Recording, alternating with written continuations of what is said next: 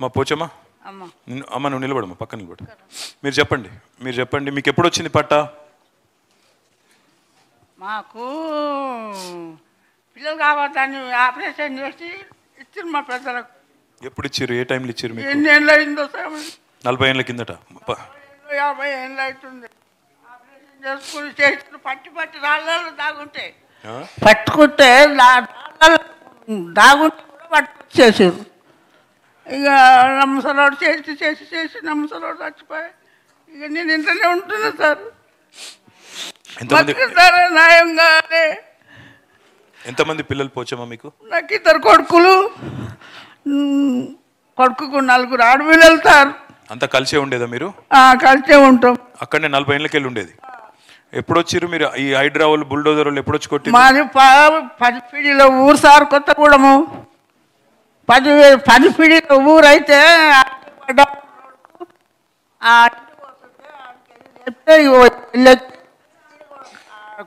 RT office కాడ కట్టుకున్నాం.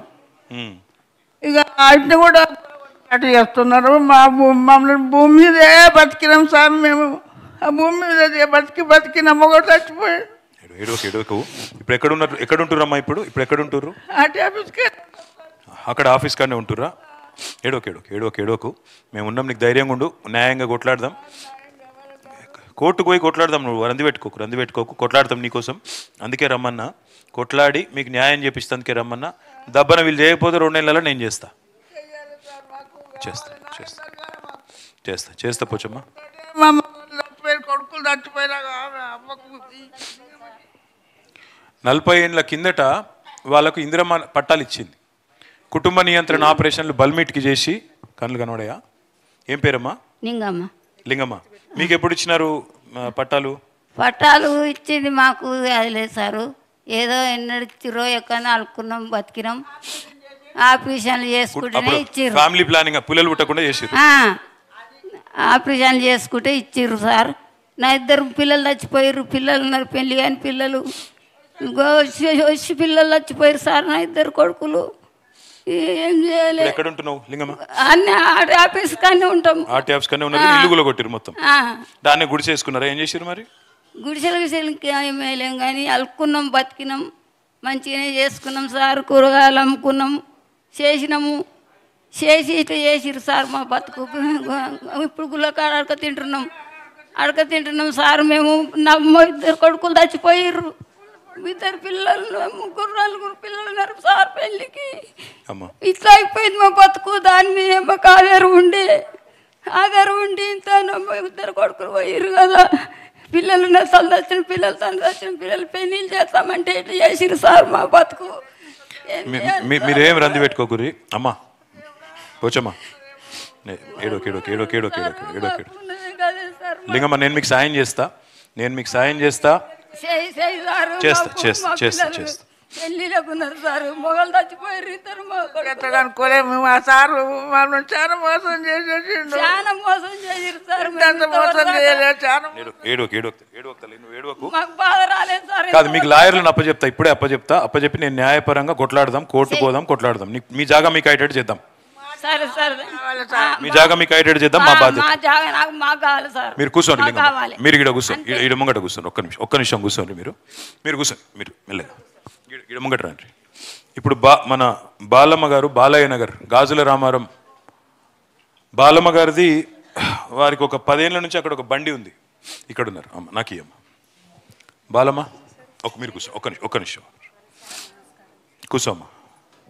ఒక బండి ఉంది అమ్మకి. ఆమె రొట్టెలు చేస్తుంది ఆ బండి మీద. 10 ఏళ్ళకి వెళ్ళి అక్కడనే ఆమె మొత్తం వాళ్ళ కుటుంబాన్ని మొత్తం ఆమెనే సాకుతున్నది. 4 కుటుంబ సభ్యులు. అంతేనా బాలమ్మ? దగ్గర పెట్టుకో ఒకసారి. చెప్పు. దగ్గర పెట్టుకో, మైక్ దగ్గర పెట్టుకో. ఎంతమంది ఇంట్లో ఎంతమంది ఉంటారు బాలమ్మ? 2 బిడ్డలు, మా ఆయన, నేను సార్.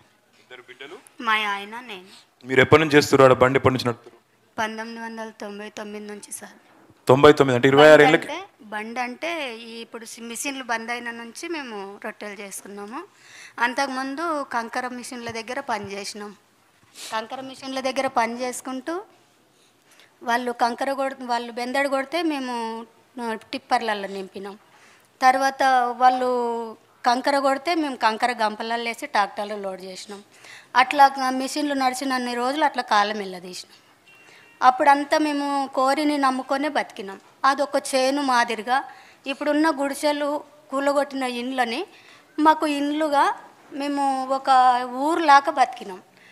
అన్ని కుల వర్గాలు ఉన్నాయి సార్ అక్కడ, మేమంతా కలిసి బతికినాం. ఇప్పుడు వర్షం పడితే పిడుగుపడ్డట్లు ఈ హైడ్రా వచ్చి మాకు ఇంత అన్యాయం చేసింది. అయితే ఇది జరుగుతుందని మేము అనుకోలే. కానీ మాకు 2013 నుంచి మాకు నీళ్ళ కరువు తీర్చిండు. బీఆర్ఎస్ ప్రభుత్వంలో అన్నగారు వచ్చిండ్రు, అక్కడ మాకు నీళ్ళ కరువు తీర్చిండ్రు. అన్ని చోట్ల మంచి జరిగింది సార్. ఒక మాటలో చెప్పాలంటే అన్ని చోట్ల మంచి జరిగింది. మాకు ఊర్లల్లో పింఛన్లు అయినాయి, పెద్ద మనుషులకి 2000 పింఛన్ పెంచిండ్రు, కళ్యాణ పథకం ఇచ్చిండ్రు, కష్టజీవులున్న తల్లిదండ్రుల పిల్లల్ని సంతోషంగా పెళ్లిళ్ళు చేసిండ్రు. అదేవిధంగా గర్భిణి ఉన్న స్త్రీలని హాస్పిటల్ చేర్చి డెలివరీ చేసి తల్లిని పుట్టింటికి పంపినట్లు ఇంటికి పంపించిండ్రు. మాకు చాలా సంతోషం అనిపించింది. ఈ 10 ఏళ్ళ పరిపాలనలో మేము సంతోషంగానే బతికినాం సార్. నీళ్లు లేకుంటే నీళ్ళ కరువు తీర్చిండు, కరెంటు లేకుంటే కరెంటు. అప్పుడు గాలి కొట్టేటి చిన్న స్టవ్లు ఉంటుండే, కిరోసిన్ ఆయిల్ ఉంటుండే. ఆ దీపం పెట్టుకొని మచ్చరదానీలు కట్టుకొని మళ్ళీ మేము మంచినూనె దీపం ఎప్పటికీ దొరికేది కాదు. కట్టెల మీద వంట చేసుకున్నప్పుడు నూనె దొరకకపోతే మేము మంచినూనె దీపం పెట్టి మచ్చరదానీలు కట్టుకొని కాలం వెళ్ళదీసినాం సార్. మాకు ఈ హైడ్రా అంటే చాలా విరక్తి వచ్చింది. మాకు అసలు చావా బతుక తేలిపోవాలి, కానీ ఈ నరకం మాకు ఉండొద్దు సార్. నిజానికి అనాలంటే ప్రాణాలు తెగించైనా మేము ప్రాణాలు ఇడవనికి సిద్ధం ఉన్నాం. కానీ మా ఇజ్జతు మహాభారతంలో ద్రౌపదికి జరిగినంత అవమానం జరిగింది. బట్టలు ఊడిపోతుంటే, బట్టలు పక్కకు అవుతుంటే ఆడపిల్లల్ని పోలీసు వాళ్ళని పెట్టి బండ్ల ఎక్కియడానికి ప్రయత్నం చేసి బండ్ల ఎక్కించిండ్రు. మేమంతా దొంగ పని ఏం చేసినాం ఆనాడు తెలియదా? మేము పని చేసినప్పుడు మిషన్ల దగ్గర ఇప్పటికీ నేను 30 సంవత్సరాల నుంచి అక్కడ ఉంటున్నా. అప్పటికే 10 ఏళ్ళ నుంచి ముందు మా పెద్ద మనుషులు ఉంటున్నారు. మరి మేము అన్నేళ్ల నుంచి కష్టపడ్డప్పుడు గవర్నమెంట్ కూడా చూసింది. ఎన్ని ప్రభుత్వాలు మారినాయి, అయినా మా కష్టాలు కన్నీళ్ళు మున్నీరుగా బతికినాం. ఇప్పటికీ మాకు కాంగ్రెస్ ప్రభుత్వం ఎన్నిసార్లు అక్కడ వచ్చినప్పుడు 2 సార్లు కాంగ్రెస్ ప్రభుత్వం మారింది, ఒక్కసారి తెలుగుదేశం ప్రభుత్వం మారింది. మీకు చేస్తామన్నారు. కాంగ్రెస్ ప్రభుత్వం మీకు పట్టాలు ఇప్పిస్తామన్నారు. ఇప్పిస్తాం అన్నప్పుడు నమ్ముతాం కదా, పేదోళ్ళం, మాకేం చేత కాదు, ఏం తెలియదు కూడా, ఆశపడ్డాం. ఈ 10 ఏళ్ళ తర్వాత వచ్చి మాకు 10-15 ఏళ్ళ తర్వాతనేమో వచ్చి ఇప్పుడు మాకు ఇండ్లు గూళ్ళో కొట్టేస్తే మేమేమైపోవాలి? మా పిల్లలు మేము ఇజ్జత్కు బతకాలన్నా చావాలన్నా మమ్మల్ని బతకని. ఎంతమంది పిల్లలు తల్లి నీకు? 2 బిడ్డలు సార్. 2 ఆడపిల్లలా? ఆయనకి మోకాళ్ళ కాడికి 2 కాళ్ళు పోయినాయి సార్. నేను రొట్టెల బండి పెట్టుకున్నా, ఇప్పుడు నిన్న మొన్న రొట్టెల బండి కూడా తీసేపిస్తామంటున్నారు. ఇది ఎక్కడ న్యాయం? ధైర్యంగా ఉండు, నేను చేస్తాను నీకు, తప్పకుండా నేను ఇప్పిస్తాను నీకు, ధైర్యంగా ఉండు తల్లి. జాగాలు మాకే కావాలి సార్, తప్పకుండా ఆ జాగాలు ఖచ్చితంగా మాకే కావాలి. విన్నారు కదా, ఈ దాదాపుగా కుడి ఎడమ అందరి పరిస్థితి అదే. ఒక్క మాట ఇప్పుడు సోదరులు మధుసూదన్ కుమార్ గారు అమీన్పూర్ నుంచి వచ్చిన. Thank you Balamma, thank you. Correct.